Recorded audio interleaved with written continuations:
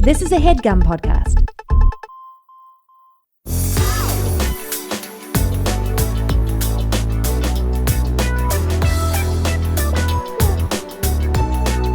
Hello, Sasheer. Hello, Nicole. How are you? I'm good. How are you? You know, the sun is out. Yes. It's shining. Mm-hmm.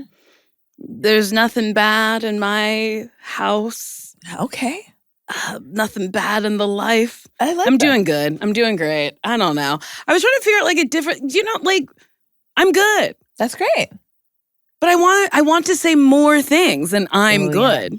Yeah. I feel like there used to be a lot of really fun old-timey sayings that people would use. It's like, can't complain about the rain that's not here, or, my 2 feet still tapping on the ground. My camel's got 2 humps. I'm doing good. Sneakers don't have holes. Mhm. Feet are dry. No trench foot here. I'm good. Trench foot. Gas in the car, I can go far.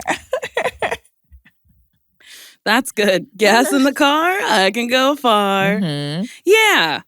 Why don't we have those sayings anymore? I don't know. It's just like, good. I'm fine.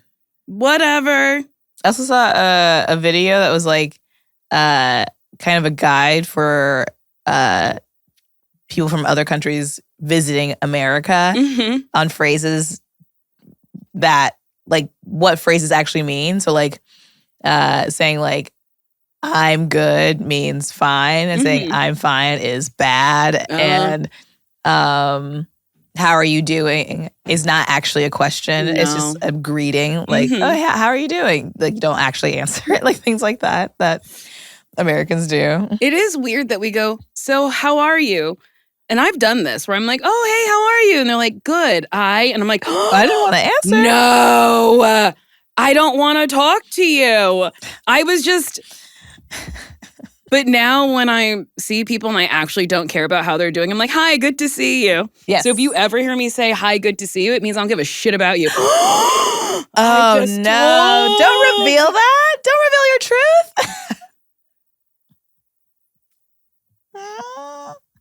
Now I'm going to have to start saying how you doing to everybody. Just in case they saw this. Sometimes I really don't care how you're doing. It's like not the moment. No.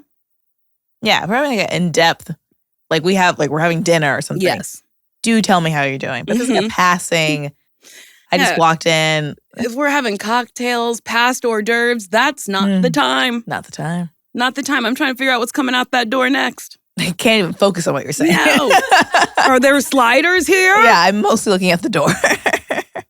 Oh, we were at a screening recently and like kept getting closer and closer to the kitchen door to get to the hors d'oeuvres that were coming out. And then there was a woman who was all up in your business.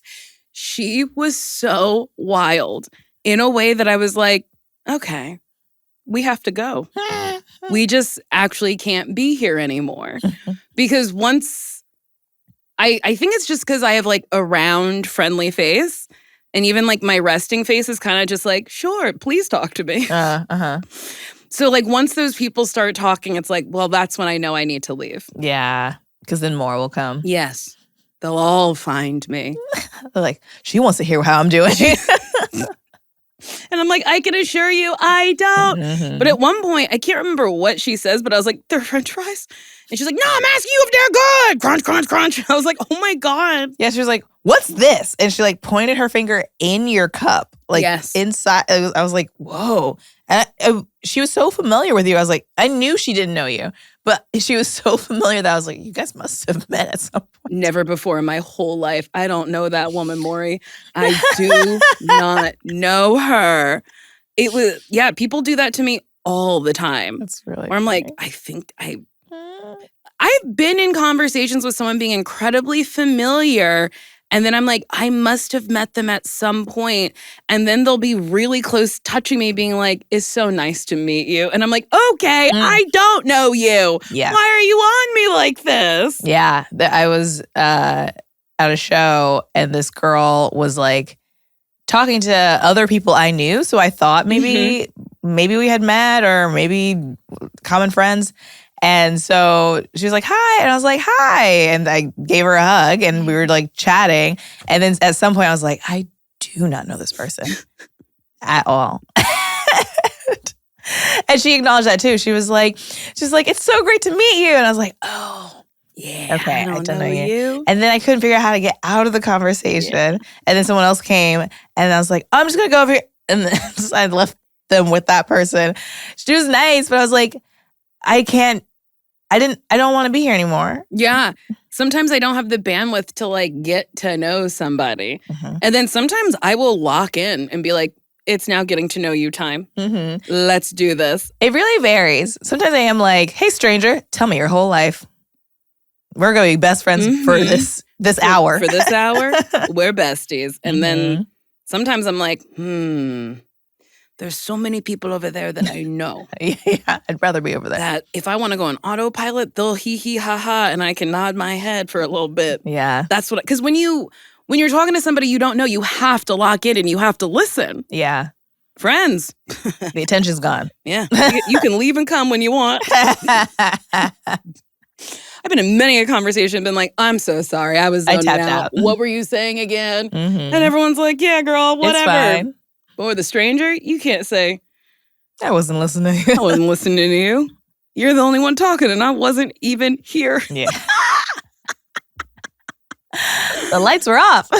Nobody was home. I definitely had more energy for that in New York and in my 20s. Yeah. There's so many strangers I met in bars where they know my whole life story. Yes. We were just like, we're in this world together. We are out. We are out. You're my best friend. And I never saw them again. Mm-hmm. They just like have all this information about me. Yeah. Or probably not, because I don't remember anything about that they said. But I will say, when I go to New York, it is easier for me to get in that mode. Yes. I will just talk to people in New York because that's how New York adventures happen. Yeah. And I think people are like, New Yorkers aren't friendly. Yes, they are. Yeah. They are. They just don't want your bullshit. Like, if you're in a bar, read the room. Like, you'll know pretty quickly who's down to clown and who's not down to clown. Yeah. Here, I feel like nobody's really down to clown, and I get it. We're all going to get back in our cars and go home. And I like that. In LA, I want to go home. In New York, adventure. Yes. Get on the subway. Mm-hmm. I am so impressed that you're a subway girl now. Like, for such a long time, you were like, I'll never get on the subway. Disgusting. Puh, puh. And now you're like, I can't wait to get back on the subway. I love the subway. I love the subway so much. It is such a wonderful way to people watch. Mm-hmm. It is a wonderful way to get like 20 minutes in of like reading a book. Yeah, that is nice. Listening to some tunes, some jams. Well, nice. The reason why I became an unsubway girl. An unsubway girl? Well, I got desubwayed. I got desubwayed. I had this revelation when I was like, I love the train. I just got too fat to enjoy going up and down the stairs. And then walking to the subway and then walking back from the subway. I was like, oh, huffing and puffing. It is a workout. You're going up and down stairs, and then the temperature change is crazy. Like, if it's like cold outside and boiling inside, everyone else is sweaty. You're taking off your coats. There's no room for your coats. It's like, it can be uncomfortable. Yes. And now in a smaller body, the temperature change is, so like I'm not getting as hot walking. So then the temperature change isn't as drastic. Yeah. Because you heard me in the summer. I think I called you from the subway station. I was like, you'll never guess where I am. Listen to that train blow past me. That was so funny. In hindsight, I was not alone and I probably sounded crazy. I was like, I'm getting a breeze from the train. And then soon I'll be on a train. I mean, hopefully they're just like, oh, she's having a great day on the train. I was leaving my friends who they had just had a baby, and I went to go see that baby before it got too old for me, which sounds insane, but I just love holding babies. And I was like, where's the train? Where is it close to your apartment? And they were like, oh, it's a walk. you should just take a car. And I was like, I won't. And I loved that walk. And then I loved that 45-minute train ride. Oh my gosh. I had such a wonderful time. Oh, good. Ugh. Give me a Subway or give me death. I do like a Subway. I loved going from Brooklyn to Manhattan on the train because then you go over the bridge and you can see the other bridges. And then I'm not particularly patriotic, but there's also like an American flag on top of the bridge. And it'd be blowing in the wind. I'm like, New York City. Sasheer, that's so funny. But I feel like that's what New York brings out in you. Yeah. Because it's such a magical place. Like, the skyline from any point looks incredible. Yeah, for real. At night, it is so beautiful. Yeah. I lived at 125th for a long time. So it goes above ground then. And every time I was going home and the train would emerge, I'd be like, it's like we're being birthed. And we're going to Harlem. Yeah. And it happens now when I do it because sometimes I'll just go up there just to like walk around and reminisce. Yeah. I wish more cities in America were like New York. Yeah. There's none. No. And DC is like a decent, metro train system, but it's not like New York where New York. Almost anywhere you live in Manhattan, you are walking distance to a train. Not almost. Anywhere you live in Manhattan, you are walking distance to a train. Even in Brooklyn, even far out, it's like, okay, maybe it's a 15-minute walk, but it's 15 minutes or a bus. Yeah. Like, yeah. Here, nice. My friend visited LA and she said she took a train to my house. And I said, How? You did? It took her 2 hours. I think she was coming from LAX. Wow. It took her 2 hours, but she was like, I just wanted to see what the subway or the train system was like. Interesting. But she had to take, I think she took a flyaway bus to a train to a bus. Like, it was a lot of fucking transfers. I would have gave up an hour in. Exactly. And be like, I'm getting an Uber from this Sasheer, stop. I would have given up before I began. Yeah. I would have looked at my phone and said, I got to do what? And I would have said, 2 hours, like, I don't know. I mean, I guess if you don't want to spend all that money. Also, I'm like, time is money. Time is money. Well, she was also like on a vacation. Yeah, so and then I was working. Yeah. So it was like, what? Am I going to sit at Nicole's without her? No, I'll figure out the transit. I'm from New York City. I can get anywhere. And then she was like, what? Yeah, it's very different here. But I should be able to go to Houston and get around Houston. I should be able to get around Dallas. You would think. Yeah, but it's not that kind of culture down there. No, it's not that kind of culture like in any Anywhere. city except for New York. Concrete jungle where dreams are made of. Big lights will inspire you. I cannot believe that's how the Alicia Keys musical ends. You can't believe how else would it end? Of course it ends like that. I don't know. I guess you're right. It's a show about New York. On Broadway in New York. Of course they're going to end on that song. All right. You're right. If you were to do a musical about your life, what parts of your life would you want included? That's a good question.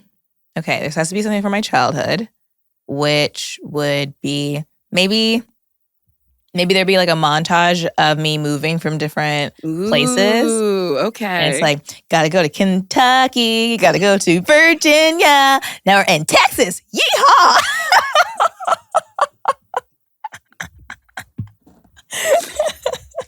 Okay. It's just me bouncing around to different states in the country. Okay. Let's design this. Okay. So there's boxes on stage, and every time you're in a new place, there's a kid in a box. Yeah. Dressed like that location. Yes. And then lights out, kid in a new box. Yes. Okay.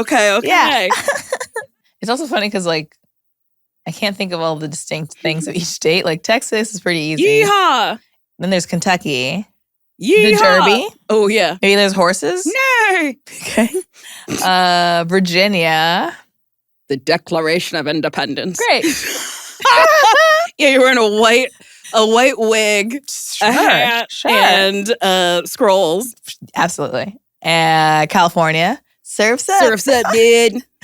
And is that all where I went? I was in Kentucky, Texas, Virginia, California. I guess that was it. Oh, and then Indiana. Corn. Hoosiers. Basketball. Yeah. Oh, yeah. It'd be a basketball dance. Everyone's like, do. Because that's where you end up. Exactly. So then she pops out of the box with the basketballs, and then there's a basketball dance. Mm-hmm. And then someone throws me into a hoop. And then the show's shut down. Like, too many stunts. You can't throw a child into a hoop. I'm like, that's the vision of the show. She has to be thrown through a hoop. So that's how I would start. Okay. As well as the beginning. And then when she's older, let's see, what's a formative memory from my teen years? Maybe when I first do a musical, when I start performing and discover like, wait, I really like this. Could this be my life? I don't have to be an athlete. I can be a singer and a star. And then the girl playing basketball gets shot. No, my God. Well, because you don't have to be that. You don't have to be her. Well, she can just go away. Oh, She doesn't get shot. Oh, okay. She can fade away. I guess that would create some sort of turmoil. Yeah, we need. What is the turmoil? What is the turmoil? I was actually talking about this story the other day about when I wanted to go to Tokyo Disney after college, and then I didn't get it, and then I was like, "What am I doing with my life?" So maybe she's like, "I don't know what's going on," and then she moves to New York and is like, "I figured it out, improv." I would love to see a scripted improv scene in a Broadway show. I wouldn't. I would really like to see that. I think that would be very, very funny. It's really unfortunate because improv, when it's good, can be so magical so amazing to watch and to do. But anytime it's replicated in film or TV is horrendous. It's like and they make it look embarrassing, which sucks. like that's the joke. It's like someone's roommate's like, "Come to my improv show," and they're all like, "Oh, welcome to Burger King where we serve poop," and everyone's like, "Where we serve." I know this is what you did. Welcome to Burger King where we serve poop. I'm wearing a Burger King crown. Oh, okay. Okay, let's take a break and work on your crown work. I haven't done improv in a while. I used to use a lot of conditioner, and I thought leave-in conditioner was the same thing as conditioner. Leave-in conditioner and conditioner. It was very confusing. And then I was like, my hair feels heavy and weird. And it turns out they're two separate things. And that's exactly why I land on Baskin Lather. They build products specifically for textured hair, not one size fits all with disappointing results. Baskin Lather is formulated to address real concerns like dryness, shedding, thinning, and length retention. Looking at the before and after results on Baskin Lather's website gives the full picture. Nourish and hydrate from the inside out with 100% natural ingredients. A nourishing hair balm for curly or kinky hair that helps reduce hair breakage and add shine. When used regularly, users have seen results in about 3 months, made with ingredients that can penetrate hair strands without clogging pores. Formulated with no petroleum. Hair care that started with family love. When a dermatologist misdiagnosed CEO Shayna's younger sister and said her hair may never grow back, the family took things into their own hands. Today, her hair's down to her hips. Shayna and her mother researched and formulated their own scalp and hair oil to stimulate growth and retain length. Explore viral bestsellers and products of healthier hair of all types from Baskin Lather. Go to baskinlatherco.com and use code BESTFRIENDS for 20% off. That's 20% off at baskinlatherco.com, code BESTFRIENDS. Have you ever had a thought so out of nowhere, so embarrassing, so completely wrong that you couldn't even tell your best friend? What if I said something that seriously hurt someone and didn't even realize it? What if I'm secretly a terrible person and everyone can see it except me? And no matter what you do to try to feel better, it just keeps coming back. For millions of people, that kind of loop isn't just anxiety or a weird day. It can actually be OCD. And most people have no idea. Not the organizing stereotype. Real OCD is persistent, unwanted intrusive thoughts that feel totally out of character, along with mental or physical behaviors that you feel driven to do to get relief. These thoughts can feel very real, which is what makes them so upsetting. But it doesn't have to be that way, because OCD is highly treatable with the right kind of specialized therapy. OCD needs ERP, or exposure and response prevention, which is proven to be the most effective treatment. And that's where NoCD comes in. NoCD is the world's leading provider of OCD treatment, and it's covered by insurance for over 138 million Americans. All their licensed therapists specialize in ERP therapy and will help you learn to take power away from intrusive thoughts in live, face-to-face virtual sessions. They also provide support between sessions when you need it the most. So you're never facing OCD alone.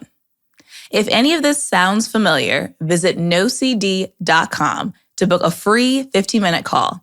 That's nocd.com.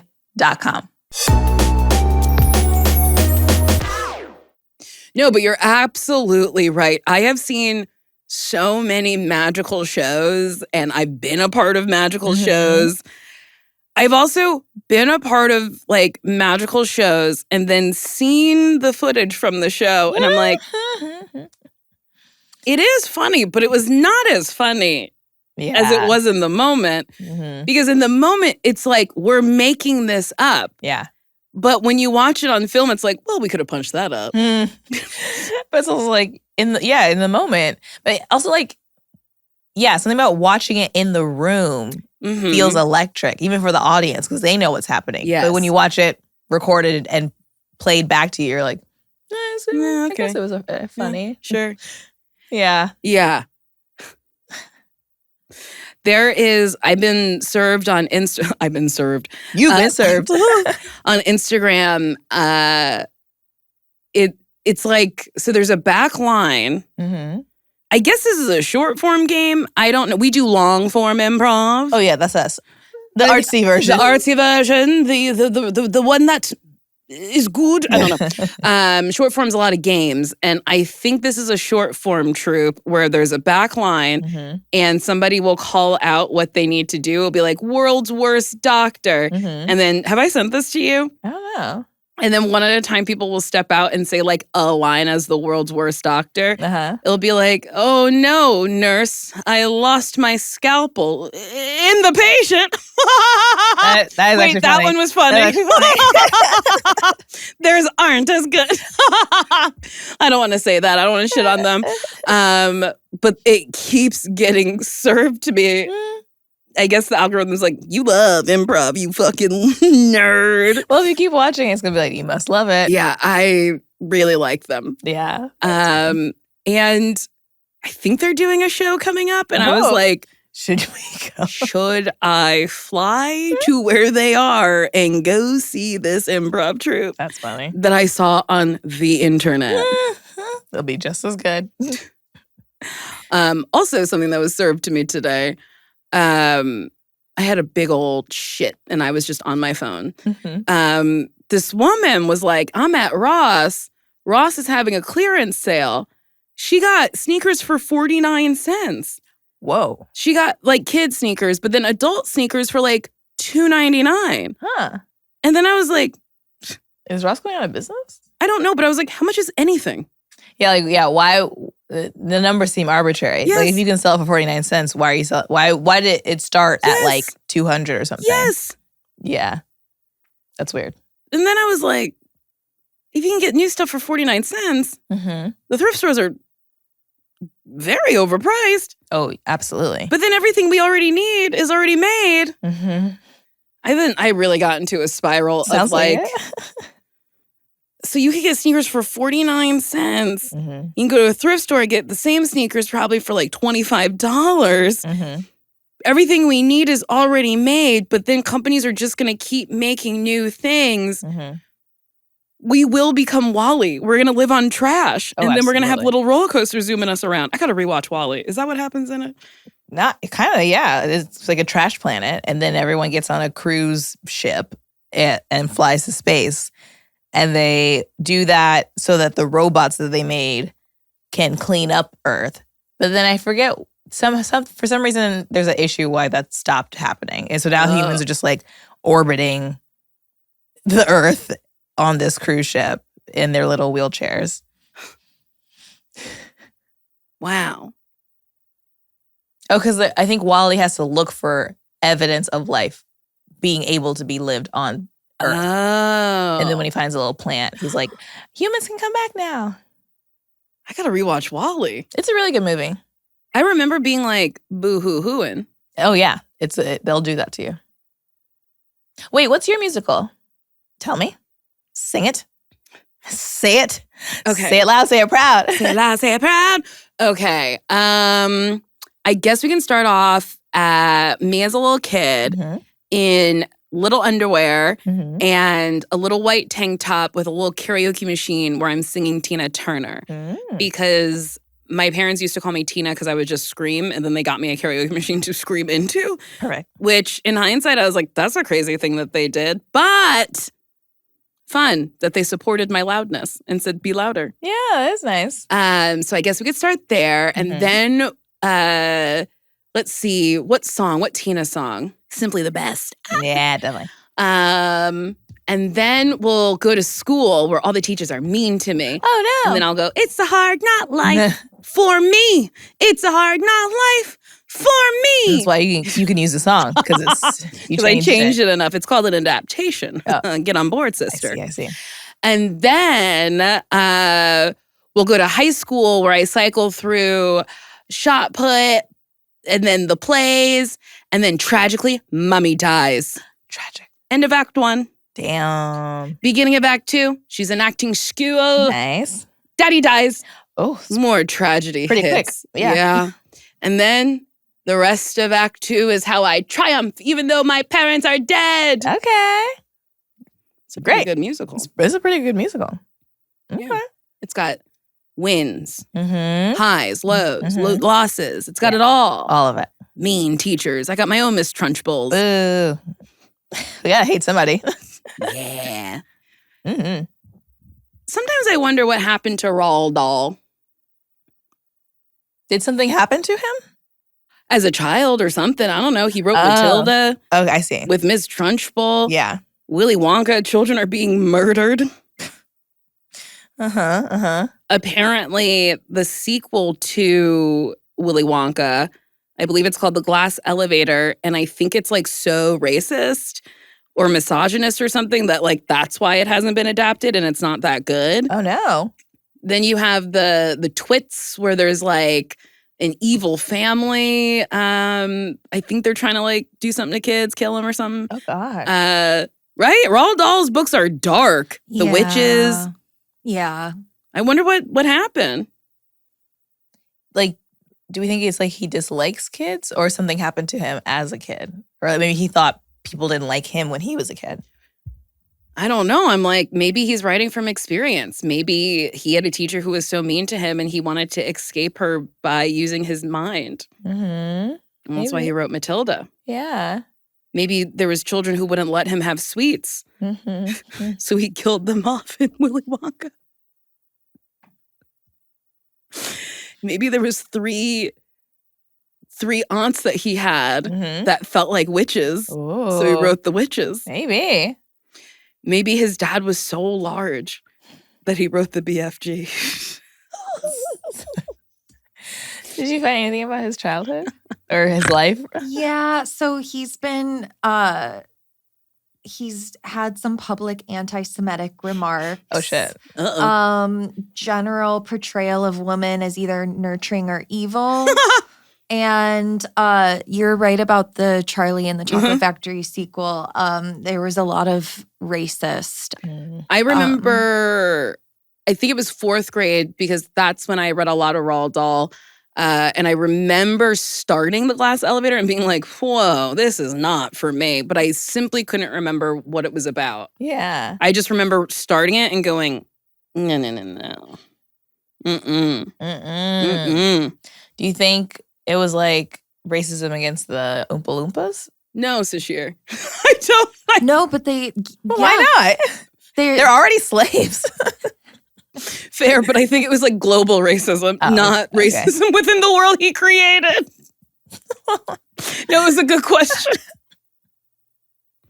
What were you going to say, Allie? Oh, that there was controversy about how the Oompa Loompas are portrayed because they were originally cast as African pygmies, and that was bad. Yeah. And then as far as like the why, I don't think that one thing happened to him. He just grew up like pre-World War II Britain. Oh. Okay. Those are dark times. Yeah. Another sequel that's too bonkers to be produced is the sequel to Forrest Gump. Oh, I didn't know there was one. Mm-hmm. And just like how he's at like major events throughout history.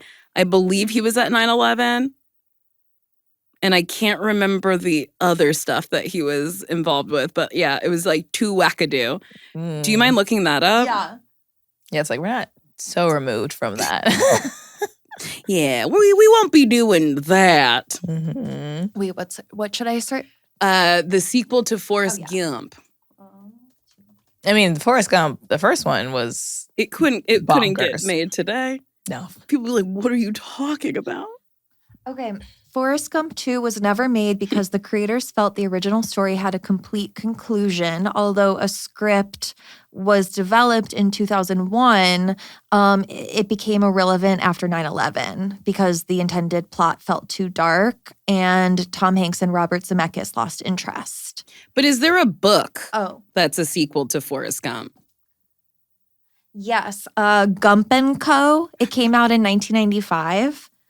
And it continues Forrest's life through the 1980s, featuring his struggles with poverty, raising his son, and navigating events like the Exxon Valdez spill, the fall of the Berlin Wall, and meeting Saddam Hussein. Okay, so it wasn't 9/11. He meets Saddam Hussein. I might actually have to read it. That was wilder than I could ever. Why does he meet Saddam Hussein? It sounds like a dream. He's like, so I was at the Berlin Wall, and then Saddam was there, and then. Well, I mean, the first movie is like a fever dream. He taught Elvis how to dance. Mm-hmm. He just survived hurricanes and became the king of shrimp. There was no other boats. Yeah, it's really wild. Uh-huh. What's the like moral of Forrest Gump? Or like, was there like a thing we're supposed to get from it? Or just like, whoa, crazy that this guy lived through all this stuff? I think maybe the moral is if somebody talks to you on a bench, talk back. Or life is like a box of chocolates. You never know what you're going to get. But like, what does that even mean? That's not even like, it's not like seize the day. Life is like a box of chocolate. Make sure you eat them before the box closes. It's just, you never know what you're going to, sure. Do we even need to say that? You never know what you're going to get. You do if you lift the box up. Usually it tells you underneath exactly what you're going to get. It actually is quite possible to know what you're going to get. Most of them tell you what it is. Huh. What a weird say. Simple is as simple does. It's a bunch of nonsense. What are other quotes from Forrest Gump? Jedi. Jedi. Yeah, I don't think there was. I think it was just, for lack of a better word, the story of a simple man and how you don't have to be smart to go on adventures. I mean, that's nice. Yeah. Because people do call him stupid and an idiot a lot in the movie. Yeah, that sucks. Yeah. Yeah, maybe it is that. This man is just living extraordinary things. Yeah.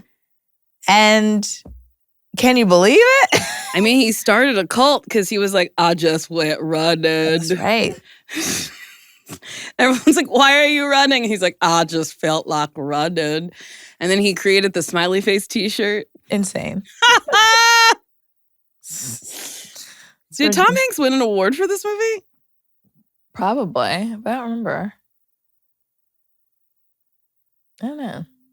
This is the school bus. Yes, he won the Academy Award for Wow. Best Actor. Who's he up against? Tom Hanks, Forrest Gump. He was up against Morgan Freeman in Shawshank Redemption. Ugh. Nigel Hawthorne in The Madness of King George. Paul Newman in Nobody's Fool. And John Travolta in Pulp Fiction. Oh, wow. All right. Morgan Freeman was robbed. I love Shawshank Redemption. Yeah. He was really great. Does Morgan Freeman, he has an Oscar, right? I don't think so. I can't think of what he would have won for that, but Maybe he saw it for Now You See Me. He's won one Oscar. He won the award for Best Supporting Actor for his role as Eddie Scrap Iron Dupree in $1 Million Baby, 2004. Whoa. okay. I would have thought he would have won like Earlier. way earlier in his career. Wow. Yeah. Well, they're not really giving him out. Sure. We don't even have to get into that, Yeah. sister. I'm hearing you. You're picking up what I'm you're putting down, and Mhm. it's heavy. Heavy. Heavy. Oh, boy. I was going to say something. I actually had a dream that I was in. Did I tell you? I can't remember if I told you this. I was in the next Now You See Me movie, but playing myself. There was a scene where they were in the movie, like running through SNL or like visiting SNL. So I was playing myself as a cast member on SNL, and I was in full prosthetics, so you couldn't even recognize me. So it was kind of like, I was like, oh man, I'm in one of my favorite movies, but you can't even tell it's me. Oh no. I'm sorry. It was like, at what cost? I'm in this movie, but at what cost? Will I be in my favorite movie? No one will know. All right, let's get our agents on the horn to pitch us as a Sigmund and Reed? Sigmund and Freud? Sigmund and Freud duo. The Magicians? Yes. Oh, yes. And working into the script. Please. That would be amazing. Yeah, let's get our agents on the horn to figure out who's writing the next movie. Or if, because I did see that it was in development. I saw that too. So which means they're developing it and they need ideas. Maybe we're Morgan's long lost daughters. We've been touring as a duo. Yes. But we like cut him off because we hated that he was exposing magic. Yes. Because we hold magic close and true to who we are. Yes. Yes. And they need us to figure out something. Just something at all. Mm-hmm. I had a dream. Mm-hmm. And after I woke up, I was like, I remember all of this. Ooh. This is a recurring dream that I've had. Whoa. And I don't know how many times I've had it. It's wild, okay? So I have this apartment in New York. It came fully furnished. Mm-hmm. The entrance is through what seems to be like a hotel-ish lobby. Uh-huh. But then I have to go through a kitchen to get to the elevator to get to my apartment, which is fully furnished, not the way I want it to be furnished. Mm-hmm. And it's on like 26th and like Fifth Avenue, which is like out of the way of where I'm normally going. And it cost $2.6 million. How do you find this information out? I don't know. But I don't go there because it's out of my way. Whoa. And instead, I stay at my old apartment on 125th that's caving in on itself. Whoa. And I don't know why I have 2 residents. Yeah. And I don't know why I stay at the old place. Oh.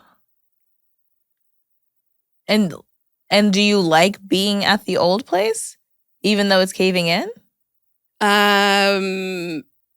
There is no like. I'm just like, oh, I can't go to that place. It's out too of the far. way. Interesting. Yeah. Huh. And it's recurring? I've had this dream at least 2 or 3 times. Oh, wow. Huh. I wonder what it means. I wonder what it means too. And the apartment is super like vivid and visceral. And each time I've had it, I'm like, oh yeah, this is the apartment I never come to. And then last time I had it, I was like, do I have an apartment that you like forgot in New York about? that I forgot about? I was like, I hope not. Am I a Kardashian? Like I just have properties I don't remember? That's funny. I'm not a Kardashian. Are you sure? I don't know, Sasheer. Let's check. Let's check my blood during the break. Guys, let me get real. Before Poshmark, I had such a hard time finding things that I wanted. And what I wanted was a dolphin watch. And I was having a hard time finding a dolphin watch in stores and just Googling it. And listen, you run out of places when you've been hunting forever. Maybe it was a specific jacket or a dolphin watch that sold out before you can get it, or a bag that you saw once and you didn't grab, or a dolphin watch you really want, or even a brand that you can't justify paying full price for because you don't know where else to look, or that dolphin watch. I have a list too, and on it is a dolphin watch. And then I found it on Poshmark. Within just a few minutes of searching, I finally found my dolphin watch, something that I've been looking for in every store I passed for months. Poshmark is the leading fashion resale marketplace shaped by real people and real style. Millions of new and pre-loved items, from daily wardrobe staples to vintage, like my dolphin watch, and luxury fashion. Archive-worthy pieces you thought you missed forever, current essentials, one-of-a-kind vintage finds. It's all there, like my dolphin watch that I spent too long looking for. And when you're ready for a closet refresh, you can earn real money by selling the pieces you're ready to part with, reaching more than 80 million users on the platform. Again, I was looking for a dolphin watch because I like dolphins. I would like to be taken into the ocean by a dolphin and start a new life, but I said I'm going to settle for a dolphin watch. And honestly, I'm so happy with my dolphin watch. Find what feels like you. Shop and share your style on Poshmark today. New deals and styles are listed every day, so don't wait. Download the Poshmark app and use code BESTFRIENDS when you sign up to get $10 off your first purchase. Or shop now at Poshmark.com/bestfriends and get $10 off your first purchase. That's POSHMARK.com/bestfriends. Have you ever noticed your sheets slipping off the corners lately, or maybe your pillows just don't feel supportive anymore? Most people actually keep their bedding way longer than they should. It slowly wears down, and you don't realize how much it's affecting your sleep until you finally replace it. And the truth is, most people think they need a new mattress, but the biggest difference usually comes from replacing what touches you every night. That's why we upgraded our bed with Bowl and Branch. They make everything your bed needs. Their signature organic cotton sheets, pillows, blankets, and comforters are all designed to be breathable, incredibly soft, and get better over time. Most people start with the signature sheets, and a lot of customers buy 2 sets so they can rotate them. We also added the waffle blanket, and now the whole bed just feels amazing. The moment you get in bed, you'll notice the difference. My bedding used to be a total nightmare. The daily struggles of corners slipping off, the sheets pilling and the wear and tear. And I noticed over time this would completely impact my sleep. Switching to Boll and Branch was like, night and day. The softness of the sheets, the breathability, it made my bed feel so comfortable and even inviting at the end of the day. Not only did I feel the quality immediately, but I could feel the difference in my energy level after just a week of better sleeping due to the bedding. I also upgraded more than just the sheets. Adding the comforter made the bed feel complete. Sleep cooler this summer with Boll and Branch during their annual summer event. For a limited time, get 20% off site-wide at bollandbranch.com/bestfriends with code BESTFRIENDS. That's Boll and Branch, BOLLAND branch.com/bestfriends. Code BESTFRIENDS to take 20% off. bollandbranch.com/bestfriends. Code BESTFRIENDS. Exclusions apply. Do we answer questions? Yeah, because I have no idea what we're talking about. Yeah, I forgot.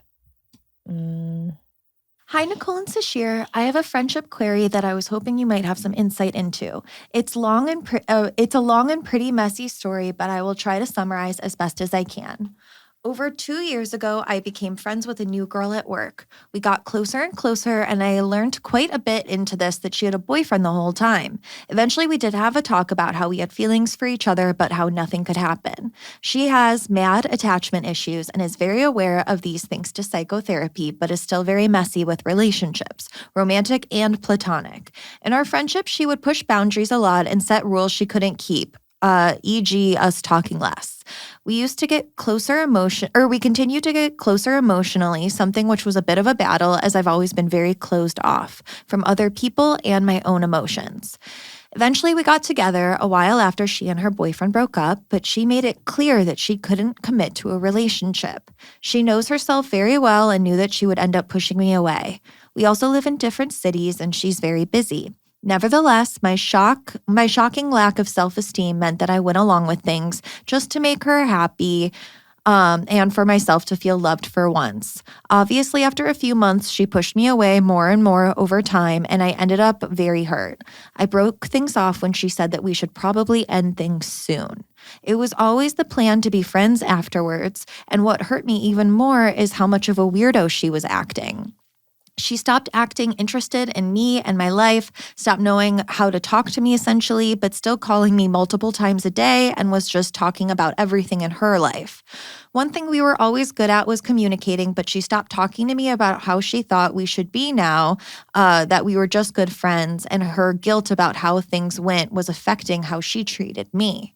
She would deny these things for a while and eventually agree, saying she can't handle how much she's hurt me, etc. Anyway, despite the fact that this is her pattern and the exact same thing has happened with one of her other friends and the same boyfriend, naturally I internalized everything and my brain decided it was all my fault and I'm unlovable, blah, blah. She then messaged me saying she's back together with that ex-boyfriend. Something clicked and I finally did the healthy thing and asked for space. We haven't talked for 3 weeks now and it's given me a chance to properly process and go through the emotions, and I've started to feel a little like the whole thing is not affecting my mental health so much. The thing I'm unsure about is how to go forward. I feel like she pushed me until I opened up and trusted her, only for her to leave. And even though I knew that was going to happen, it's just messed me up quite a bit, and I'm waiting for therapy to start. I do see her in a different light now. For all of her amazing qualities, she can be selfish and high maintenance, and at the moment, I don't really trust her. If I do decide to start talking to her again and be friends, how do I chill the fuck out and be casual without having to force it? Do you think it will get easier over time? Please let me know if you have any advice. We have mutual friends and things booked later this year. Thank you for making me laugh in public every week and bringing me some levity while my brain has been so jumbled. I think more space could be taken. It's only been 3 weeks. Yeah, 3 weeks is nothing. 3 weeks is just enough time to feel strong and then fall into old patterns. Yeah, truly. And my therapist told me, like, if a hurt happens, like a sever or something in a relationship, it kind of takes a year for it to like Oh. feel normal again. Like Mhm. not like there's no science behind that, but like, you know, you kind of need time for yourself to get back to you. Mm-hmm. And then you also need time for the relationship to repair. So it's not going to be like, it won't be instant, basically. Yeah. And it's not, you know, it's not like in a year you'll be good, but just like time, it's not gonna happen soon. Yeah. So, and these things that are upcoming, like hopefully you guys can be chill, but also you might not be. Yeah, I think it's take it one day at a time. Also, what do you want from this relationship? Because from listening, it seems like this person's just drama. It does seem like they're asking a lot, and they have always been pushing boundaries. Yes, and they like what are they doing for you? Seems like you're giving and giving and giving. This person's not giving you anything. Yeah.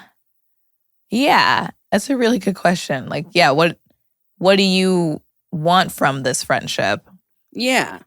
Because this friend, if you're like, I don't want to cut this person off completely, and we do have common friends and we do have upcoming things, they can be a group friend. Yeah. But they don't have to be, especially if this person was calling you like multiple times a day. Yeah. It's so draining and exhausting. And if they're not even checking in on you and like your needs, and they're just like dumping all their stuff onto you, you don't need that. No. Yeah, I think it's okay to like reposition them in your brain as like a lower tier friend. Yes. And if you feel guilty not taking their phone calls, set a timer for a half hour and then literally have the alarm go off and be like, oh, I'm so sorry. I set a timer because I have to do X, Y, and Z. I don't know. I guess what I need to know is like, what are you getting from this person? Yeah. This person feels like a energy vampire who's just like sucking. A succubus. A succubus. What is she busting to you? I think some people feel like kind of guilty or sad if they had such a strong connection with someone and then it ends.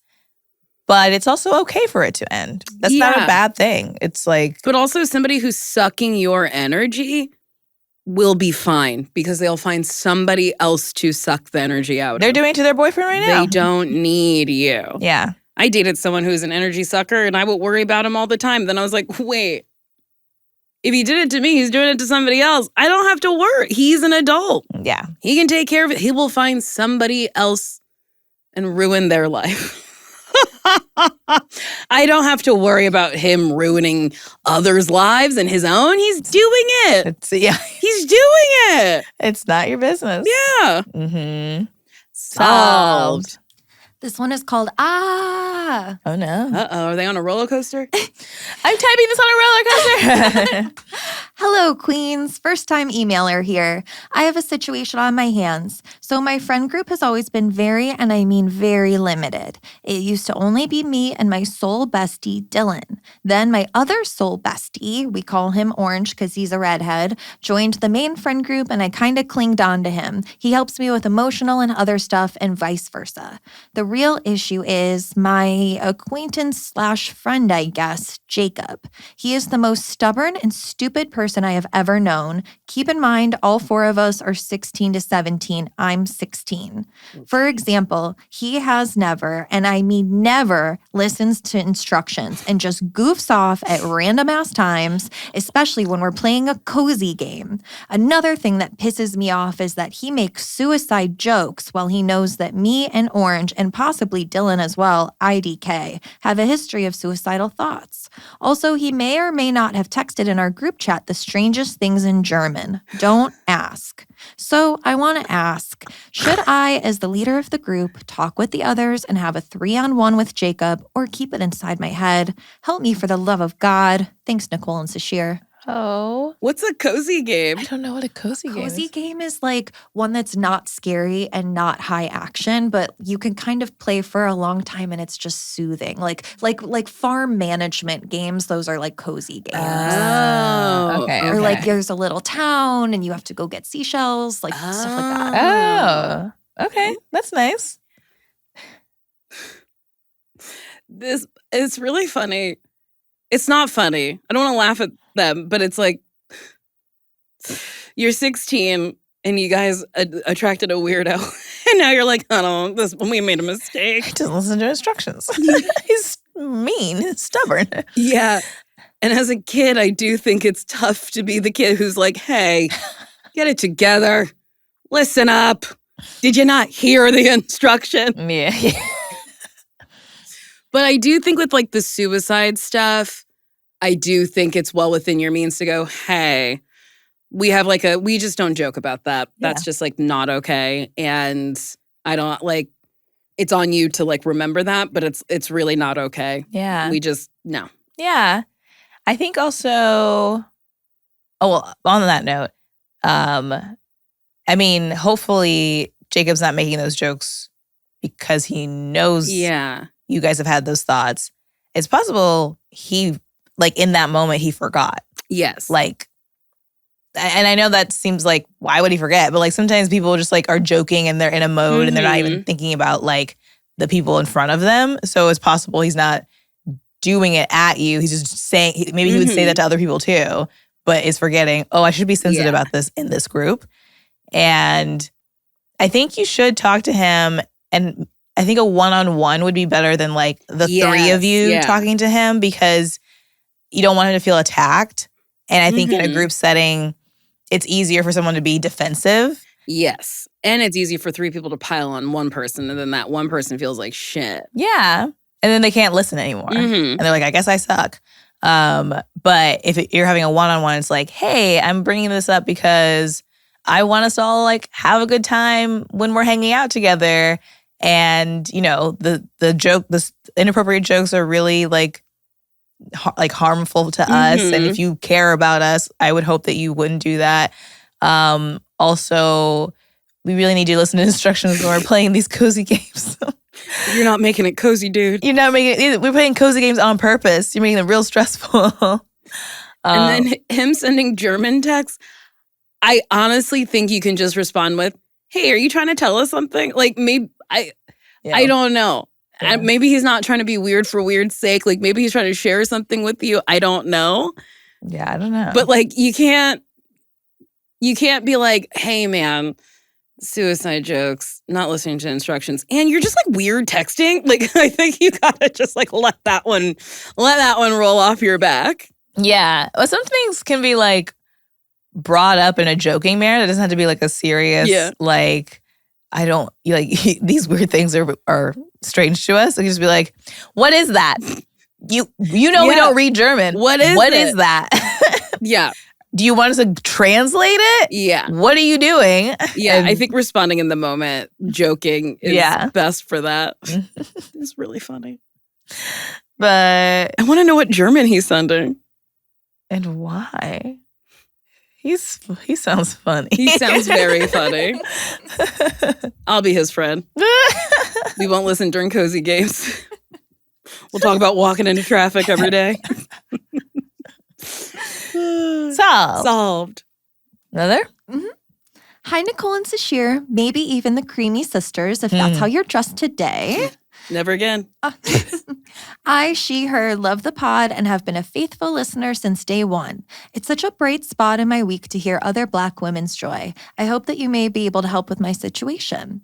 A few friends and I have had a group chat since 2015. We met in college and all live in different places now, but we text every single day. Check-ins, complaints about work, memes, advice, everything. We try to get together in person about once a year, and it's always a blast. One of the friends recently had a baby boy. I figured she would not be texting quite as much for obvious reasons, but she made a point to check in every couple of days and share the baby's development and catch up on what we'd said. A few weeks ago, she texted me private, congratulating me on some things I mentioned in the group chat and said she would be checking in on it less. I asked if everything was all right or if there was anything we could do.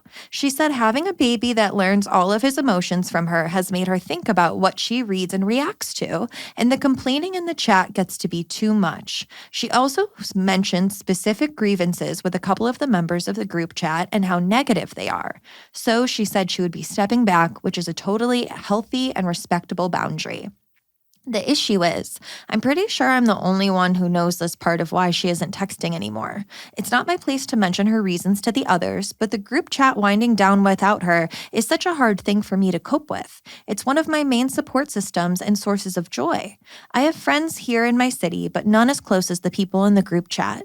It's also hard because no one is wrong here. We aren't wrong for complaining to one another like we have been for over a decade, and she isn't wrong for not wanting to hear it anymore.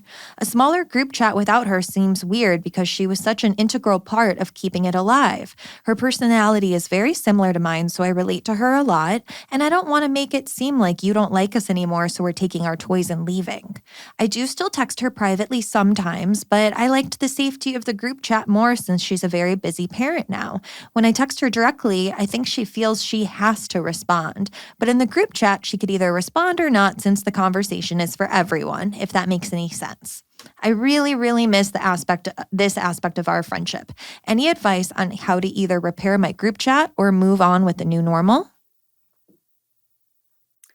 I think you can encourage your friend to start a new group chat with the title, like you can name group chats. So maybe it's like positive thread where everybody only shares like their wins or something. And yeah, I think encourage her to explain that it's like, I'm navigating a little human. And when I take in negative things, I'm feeling pretty woo-woo. When I take in negative things, I feel like I'm radiating negative things to the baby. So I do and ask her, maybe this is something that she doesn't want to do. I don't know. But maybe there's a world where it's like we only share positive things in this thread. So when she does check it, daily, it's like, oh, she can then read something great that a friend said and then go take care of her baby during the day. And then maybe she can once a month check in with the normal group chat and catch up on some of the complaining things. Mm-hmm. That might be a way for her to stay keyed into the group chat, but also on her terms, but also she might not want to, but it's a thing you can suggest. Yeah. Yeah, because also if the other girls knew that oh, I guess this has been a really complainy space, maybe they'd be like, wait, yeah, that sounds actually a really good idea. We should have more positivity in our conversations. And because did she leave the group chat or is she just sticking it? Oh, okay. Because maybe even gonna be on Sundays, it's positive day. Every Sunday, it's say a win from this week or what are you looking forward to for the next week or whatever. Sunday's all about positivity. And then if you want to complain about other stuff, you have six other days to do that. And maybe she's only checking it on Sunday and being like, hey, love hearing this. Love that this happened at work. Da, da, da, da. See you next week. See you next Sunday. Yeah. Yeah, I like that. I also letting the group know, because complaining is fun, but I do think celebrating wins is important. We are on a group chat where I love that, people will share fun things that happen during, really nice things, but also there are complaints in it, and I like that. Yeah. Yeah. We there should be a safe space for all of it. Yeah. Yeah. I wonder if the friend would feel comfortable being because it doesn't have to be a damning of what's already been happening. It just be I also really want to know about your wins, or I really want to know the positive things that are happening. And you can include the thing about the baby too, of I want to reflect my energy to reflect positive things to my baby. So I'm going to try to do that too. Yeah. And who knows, maybe the group chat itself could shift to more positive because people are it's rubbing off on other people and they're actually, this feels a lot better than just stewing in the mud of what we're complaining about. Yeah. Yeah. And also, like, I would say that I float that suggestion, see if their friends even open to doing that.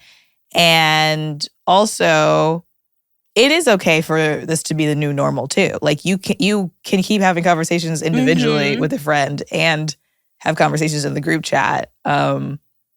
Because there's maybe your friend also wants to have one-on-one chats as opposed to in the group. And our listener was like, and then I feel like she has to respond since I'm texting. Don't worry about that. That's up to her. Don't worry about if somebody feels beholden to you. That's how they feel. Yeah. You're just texting what's on your mind.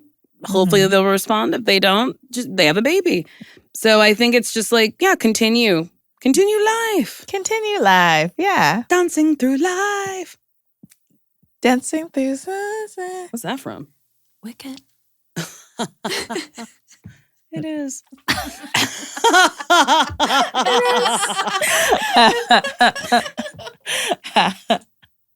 Solved. If you have any questions or queries, or musical pitches, Yes. Pitch us a full-blown musical. Send the score to Nicole and Sasheer at gmail.com. Or if you are brazen enough to text it or send in a voicemail about it, we got a number. 323-238-6554. Well, I'm steamed. I'm so hot. Goodbye. Yes. Goodbye. That was a Headgum podcast.